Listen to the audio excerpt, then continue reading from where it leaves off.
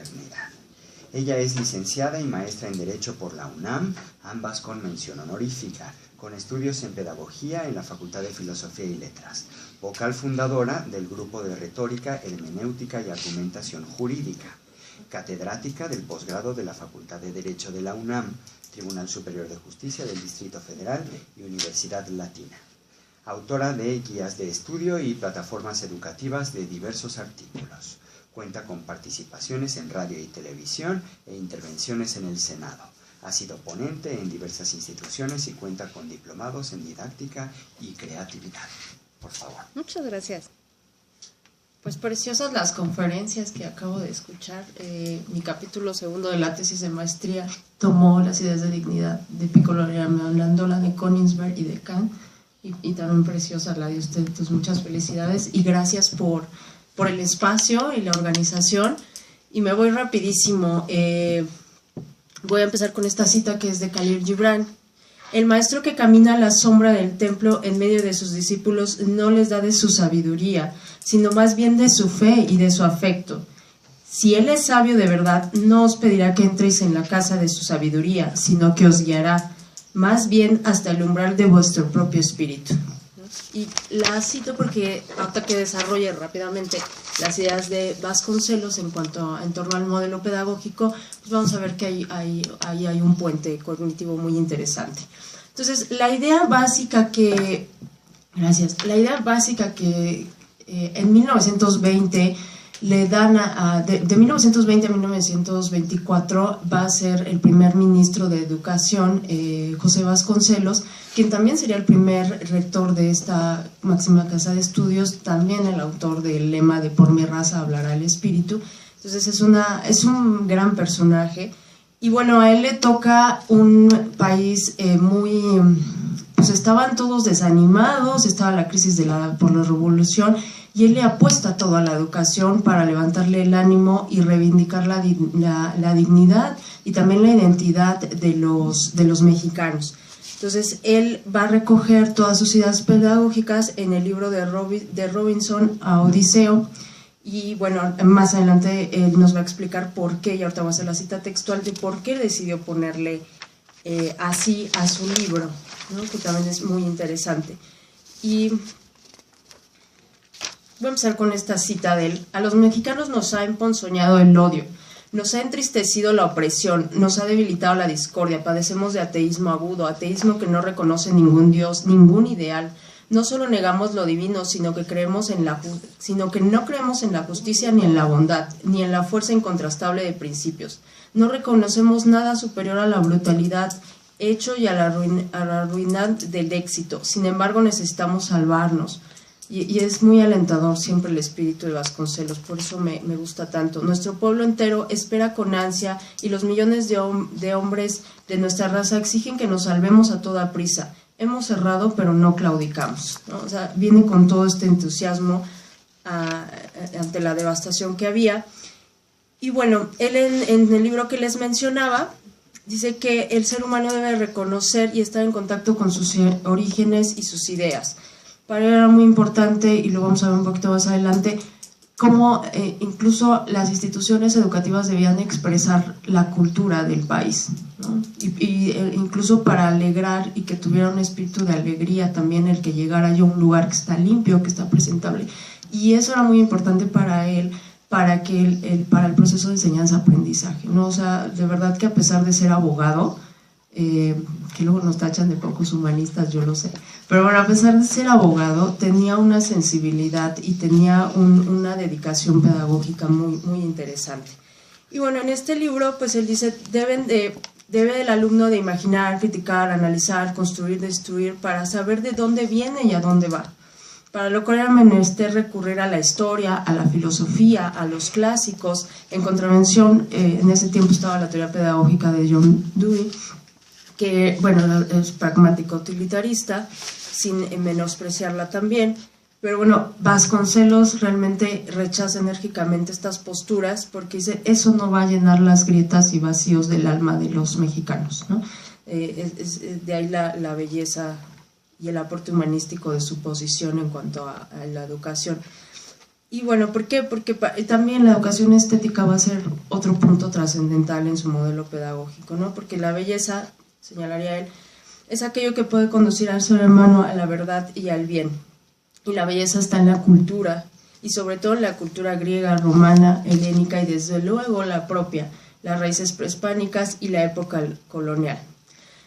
Y de esta conformidad es que Vasconcelos va a titular de Robinson a Odiseo, su libro donde recoge sus ideas pedagógicas, porque dice, ante la modernidad arrolladora, con un industrialismo asfixiante, con un devenir acelerado, en el que solo importa el hacer, el mundo antiguo y los orígenes de la cultura, donde se formaban seres humanos que vivían con sus emociones guiados por la razón, ha quedado extinto ante la idea de un Robinson Crusoe, que con un individualismo sumamente exacerbado construye su realidad sin intervención de otros seres humanos, sin consenso, sin entramados complejos de interés ni de función social, identificados con ideologías de clase de élite, a la medida que se olvida de los grupos sociales vulnerables y de los disidentes y demás. Bajo esas texturas cuando él expone, ¿no? Y dice, yo soy abogado, cuando abre el libro, ¿no? Dice en su introducción, dice, yo soy abogado, pero con mucha vocación pedagógica, y la vida me llevó a esto, ¿no? Y dice, y lo voy a titular así porque estoy en contra de estos modelos pedagógicos tan exacerbadamente individualistas que no enseñan, que desconocen incluso la identidad del mexicano, ¿no? Porque él decía, un modelo pedagógico debe estar de acuerdo a su población y detectar los hierros de la población también y las áreas de oportunidad que tiene pues el educando, pero siempre contextualizado a su cultura. De esa manera, decía, podemos hacer las discontinuidades culturales, pero si metemos o imponemos un modelo pedagógico que desconozca realmente la identidad de esos seres humanos en ese contexto que tienen, vamos a fracasar, ¿no? Que es ahorita yo les pediría a las autoridades que pensaran un poco así, con estos modelos pedagógicos que piensan y que al final del día no les sirven a nadie, por lo menos para desarrollarse como humanos. Y bueno, es muy bello, él dice, el educador adelantado a su tiempo escribe, hay en cada niño un germen preciso y único que debe ser cuidado con precaución exquisita. Vean nada más la belleza con la que trata el educando. El alma del niño es semilla que requiere trato de unción, ¿no? O sea, la sacralidad del acto de educar, no es cualquier cosa, ¿no? Es una sacralidad. Entonces, digo, es que estoy recortando aquí y estoy viendo que por eso me ando atrasando, pero por el tiempo, ¿no? Y bueno, esto sí lo voy a leer textualmente. En el pensamiento anterior recoge dos grandes ideas con respecto al educando. Primera, que el niño es una mina de oro, llena de tesoros por descubrir y esperando ser aprovechados por el niño y por la sociedad. Y segunda idea, que no es menos importante, ya que se completa con la anterior, es la dignidad del educando. El exministro concibe a cada niño como un ser único e irrepetible que no conoce de valor, porque ningún niño es igual a otro. Por consiguiente, cada niño atesora una infinidad de posibilidades para descubrir cada una.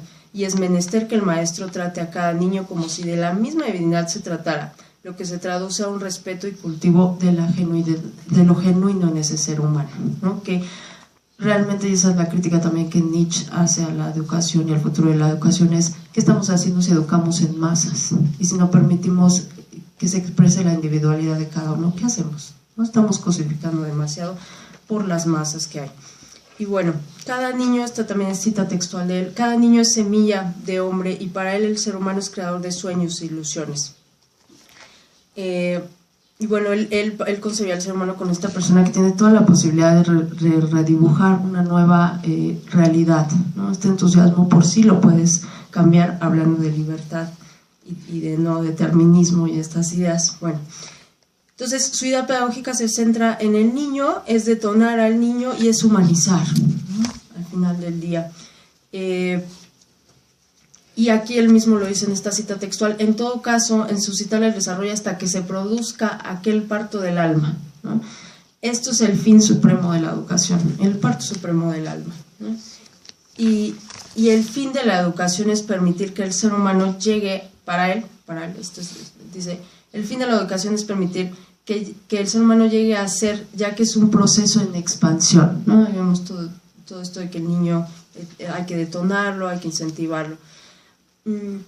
Y bueno, ya que se trata entonces de construir identidades híbridas o compuestas, ¿no? Porque esa idea también la traía, ¿no? De darte cuenta que eres diferente, pero lo más intrínseco de tu ser, eres una comunión con lo interno y lo externo, ¿no? Es así como se forman seres humanos, ¿no? Que en el fondo soy igual a ti, ¿no? En ciertas características son estos mínimos que son los derechos humanos, nos diría la teoría de como una ética social, entre los mínimos en lo que somos iguales son los derechos humanos, por ejemplo la dignidad, que no es derecho humano, es más bien hay otra cosa, pero de ahí parten los derechos humanos. Okay. Y bueno, se estructura rápidamente de su modelo pedagógico, mente sana en cuerpo sano, ¿no? Esta es una idea que él trae porque tiene muchas tendencias como los atenienses, y bueno, él decía, es primero vigorizar el templo del alma, comer bien, hacer buen ejercicio. Era necesario la higiene en las escuelas, los hábitos de higiene. De hecho, con él nace esta iniciativa de donar una parte de su salario para el desayuno escolar, y de ahí viene la tradición, y él mismo invitó a los demás docentes a empezar a donar parte de su salario para el desayuno escolar, porque decía, si ni siquiera comen, ¿cómo les vamos a exigir, ¿no? Que eso también es muy importante. Luego al alumno llega con hambre a la clase, pues ¿cómo quiere uno que le ponga atención? No, de ninguna manera. Entonces, pero bueno, también quería propiciar la autonomía mediante el estudio de lo estético, la historia universal y nacional, ¿no? Por eso le va a encargar a Diego Rivera, a Roberto Montenegro, a Adolfo Bes, Megao, a que revistan los centros educativos con su arte, ¿no? Para que invite a los alumnos a motivarse, a forjarles una estética, que ahorita también en los modelos educativos ya no se habla de formación estética. O sea, bueno, por lo menos yo no lo detecto tanto. Veo una ausencia ahí. Bueno, también a Federico Méndez Rivas le encarga la arquitectura de estos grandes edificios que construye, porque es parte de lo que él quiere lograr, ¿no? Si te doy un buen espacio, te incentivo a esta estética, ¿no? Porque quería él que al final de los mexicanos se encontraran consigo mismos. Y esta cita, si la hago textual, cuando el niño imagina hacer arte y cuando medita su fantasía, levanta construcciones más hermosas que las de la ciencia del ingeniero, ¿no? Y es necesario que el pedagogo no estorbe el fluir espontáneo de la conciencia artística, ¿no? Así era para él. El ímpetu contenido en la doctrina del arte como revelación de las maneras divinas conduce a la ambición del amor absoluto. El arte es una expresión de superación, ¿no? O sea, esto también es cita textual de él. Esas son las concepciones que él tenía. Y bueno, para él también la enseñanza ética y axiológica era sumamente importante, ¿no? Porque el docente tiene a su cargo informar al niño de que no es solo un organismo pensante, sino un ser capaz de actuar y llevar a cabo conductas potencialmente bondadosas y que conlleven a una función social. Y señala Vasconcelos, abajo la acción mediocre, arriba el espíritu que se recrean los valores fundamentales y eternos.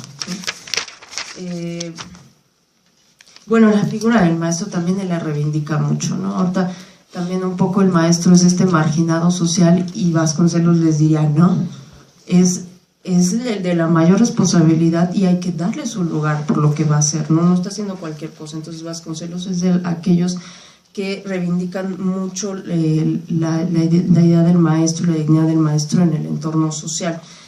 Y él señala, maestros son quienes se apresuran a dar sin reserva el buen consejo, el secreto recóndito, cuya conquista acaso ha costado dolor y esfuerzo.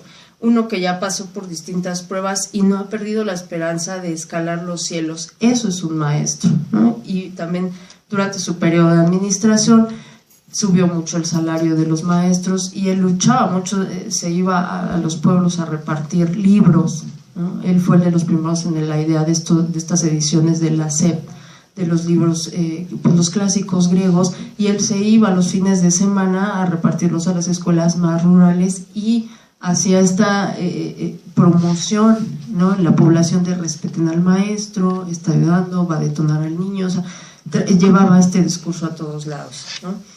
Y bueno, él propone una didáctica en la escuela activa, ¿no? Él decía que el niño haga, incluso la parte del juego en su teoría pedagógica es sumamente importante porque da creatividad, porque permite imaginación. Entonces también él aborda mucho la idea del juego y la escuela activa. Y ya para concluir, y que no me vean feo, Ah, sí, porque decía que el juego pues imprimía emoción y fantasía al aprendizaje, ¿no? Y para concluir, él ve a la escuela como un cambio, un cambio social, ¿no?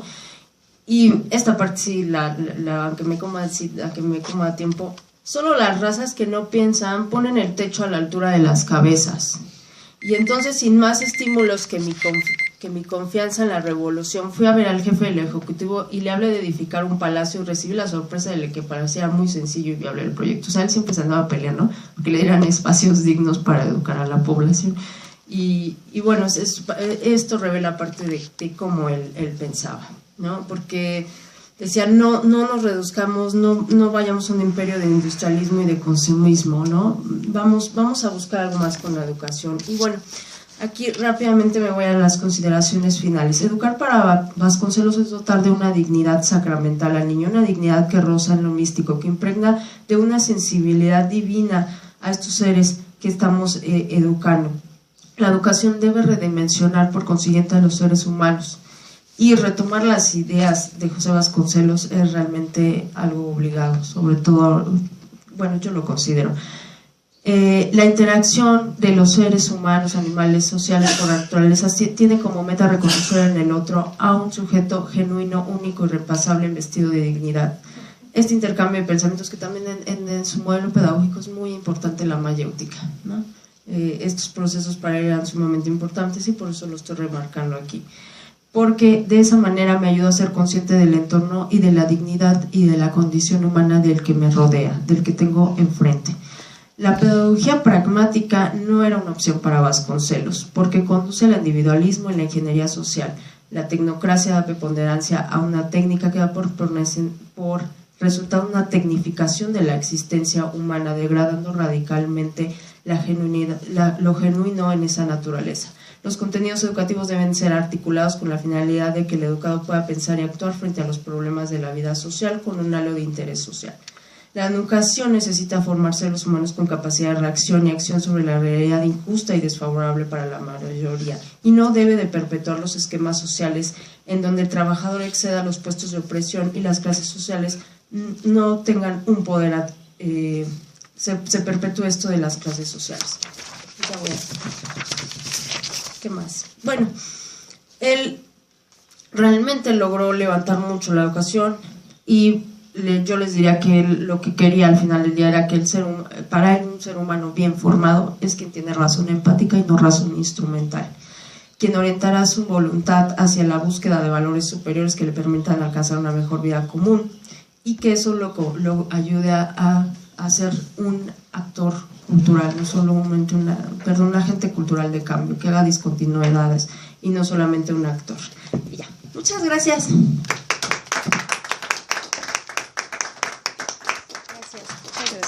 Bien, bueno, pues muchas gracias también. Bueno, lamentablemente ya es la hora de la mesa plenaria, pero pues a riesgo de llegar tarde, creo que nos podríamos permitir una pregunta o comentario rapidísimo. ¿Nadie? Bueno, yo nada más para Aida, sí. Muy interesante tu ponencia. Gracias. Cuando dijiste que tú le pedirías a las autoridades las cuestiones de una de las reformas, para ti, ¿cuál sería el punto más importante que le pedirías a la autoridad en cuanto a educación, en cuanto a formación? Yo tengo un montón de quejas. Una. Primordialmente que cuidáramos la genuidad, lo genuino en los alumnos. Es lo que menos vemos en educación. Yo tengo 5 años como maestra, ¿no?, de la UNAM y en otras instituciones, y realmente se da uno cuenta de que lo que menos cuidamos es propiciar que ellos sean críticos, ¿no? Y eso es devastador, porque incluso en mi experiencia de abogada, cada que llegan a las aulas es, no, aquí no vengas a pedir justicia, y es la facultad de Derecho y así les hablan sus maestros. Nuestro derecho, nuestro modelo jurídico no está para dar justicia, está para cumplir con legalidad, ¿no? ¿Cómo los acotan y cómo no los dejan ser, ¿no? Yo creo que es el mayor problema que tiene el modelo pedagógico, desde mi punto de vista, que tiene muchas cosas ahí, muchas quejas, pero sería eso. Sí. Muchas gracias. No. Usted, rápidamente. Gostaria de perguntar à professora Maria Rosa Palazón, foi na parte da sua conferência, mas me interessa muito porque também estou a Santo Agostinho, e nomeadamente na questão da decisão de Deus de não respeitar a liberdade humana e na questão do mal. Porque ali nessa porta também se abre. No livre-arbítrio é uma construção complexa. ¿Cuáles son las implicaciones? Sí, totalmente de acuerdo. Hice lo que pude por la parte. O sea, es muy difícil hablar de una cosa tan compleja en la cual, bueno, le dimos la razón ahí. ¿Te parece la Dios? No, es la negación de Dios, la negación de su omnipotencia y omnisapiencia frente a la defensa de esto y dejando a Dios potente y omnisapiente y dejándonos la libertad. ¿Cómo pudo juntar eso? Fue mediante el querer y la voluntad que quiere. O sea, no tener y poder no se nos da a nosotros. Queremos muchas cosas, pero no las alcanzamos. En cambio, tener y poder es la característica del sumo bien, o sea, de Dios. Entonces, por estas razones eternas, las llevamos en el alma. Eso dice él. Yo no creo en nada. ¿De acuerdo? Yo soy agnóstica totalmente. Pero me parece un razonamiento muy complicado y muy claro el de Cicerón. Si o somos libres o Dios no es. Si somos libres, Dios no es omnipotente ni es omnisapiente. Entonces, el poder salirte de este embrollo mediante el querer y el poder y el tener, me pareció sensacional. Me pareció sensacional. Ahora, yo no creo en Dios, o sea, no buscaré jamás